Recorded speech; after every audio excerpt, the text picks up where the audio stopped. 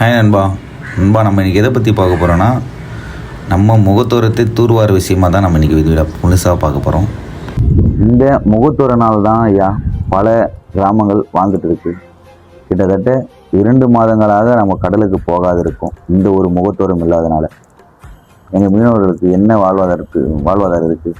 எங்களோட உழைப்பும் மொத்தமும் எங்களோட கடல் நம்பி தான் நாங்கள். இந்த முகத்தோரத்தை தூர்வாரினாவே போதுங்க ஐயா. ஐயா, உங்களால் எவ்வளோ சீக்கிரமாக முடியுமோ அவ்வளோ சீக்கிரமாக இந்த முகத்தோரத்தை தூர்வாறு செய்ய நடவடிக்கை எடுக்குமாறு தாழ்மையுடன் கேட்டுக்கொள்கிறேன் ஐயா. அதுபோக இந்த வீடியோவை அமைச்சர் ஸ்ரீநாத் ஐயா அவர்களிடம் சேரும் வரை அனைவரும் தயவு செய்து ஷேர் செய்யவும். ஒரு வம்சத்து கதையே உள்ளதையா, 100 தலைமுறை சேர்ந்து செதுக்கு ஈர நலம் இது பாறையா.